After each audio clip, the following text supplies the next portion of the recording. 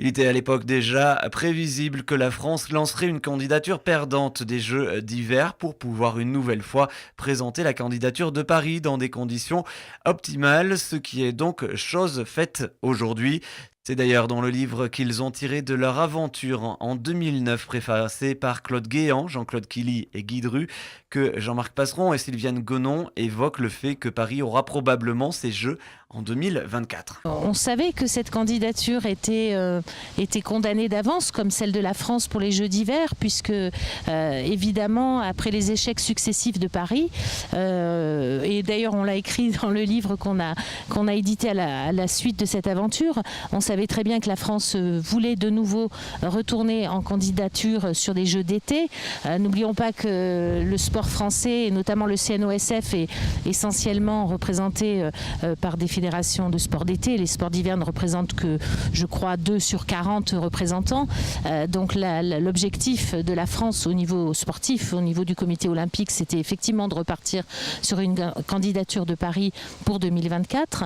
Et cette candidature pour 2018, c'était une candidature qui était de toute façon vouée à l'échec, puisque dans le monde sportif, il faut savoir perdre pour pouvoir gagner un jour. C'est comme ça qu'on le voit. En tout cas, l'aventure de Gap puis de Pelvoux 2018, jeux différents qui verront le jour tôt ou tard, ont permis de prendre conscience que, même perdantes, les Alpes du Sud avaient tout à gagner d'une telle exposition médiatique, permettant à la fois de crédibiliser leur destination hiver, mais aussi de mettre l'accent sur la nécessaire approche écologique de ce que devront être les Jeux de demain, car tôt ou tard, le concept développé pour la candidature de Gap puis de Pelvoux 2018, peut-être en avance à l'époque en 2008 sur son temps, sera approprié par les instances sportives olympiques qui y trouveront le moyen de racheter les erreurs commises par le passé et de se donner une image plus conforme aux aspirations environnementales du moment. Et à propos de neige, Gap et les Alpes du Sud ont annoncé officiellement leur intention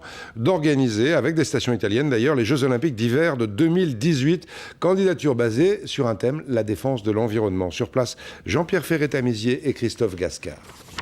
Fiers, heureux, surpris ou sceptiques, les habitants de Gap ont tous un avis sur la nouvelle du jour, la candidature de la préfecture des Hautes-Alpes pour les Jeux de 2018. On est peut-être un petit peu le petit poussé par rapport aux autres candidats, mais bon, il faut y aller, il faut y croire.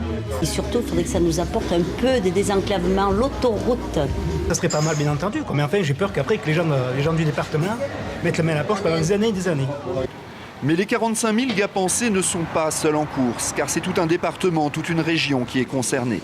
Serre Chevalier, sa piste Luc Alphand, toutes les stations des Hautes-Alpes et des Alpes de Haute-Provence, et notamment Montgenèvre, sont associées dans un projet innovant de jeux respectueux de l'environnement. Voilà, ça va là. On a cette chance d'avoir une région qui est vierge, qui est propre, et donc notre thème des Jeux Olympiques doit tourner autour de cet environnement qui est magnifique. Pour préserver la nature, Gap ne construira pas de piste de bobsleigh, mais utilisera celle des Jeux de Turin. Initiative originale, écologique, mais aussi économique. En tout cas, jusqu'au bout, à l'époque et jusqu'à leur audition devant le Comité national olympique et sportif, les Alpes du Sud auront fait bonne figure. C'est ce que nous souhaitons à Paris 2024. On vous parle donc aujourd'hui au nom de 3 millions de personnes, Provence-Alpes, 7 millions, si l'on veut ajouter le territoire du Piémont, qui nous soutient entièrement, la province de Turin, le Piémont.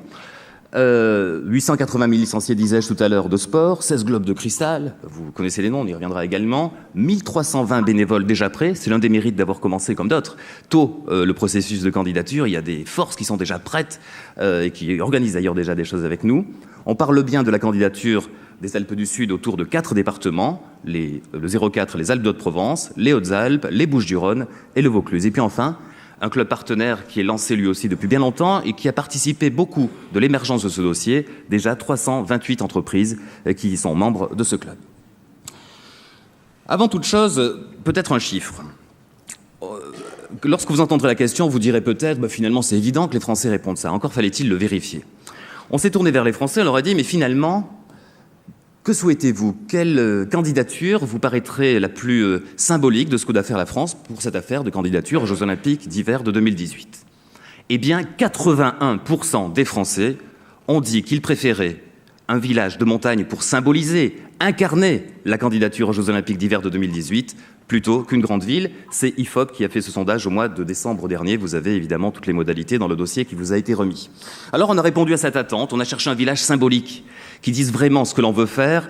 Un village qui serait celui du retour aux sources, château d'eau de la Provence, la commune de naissance de champions tels que Luc Alphand, une commune très symbolique de la volonté, de la pugnacité des montagnards.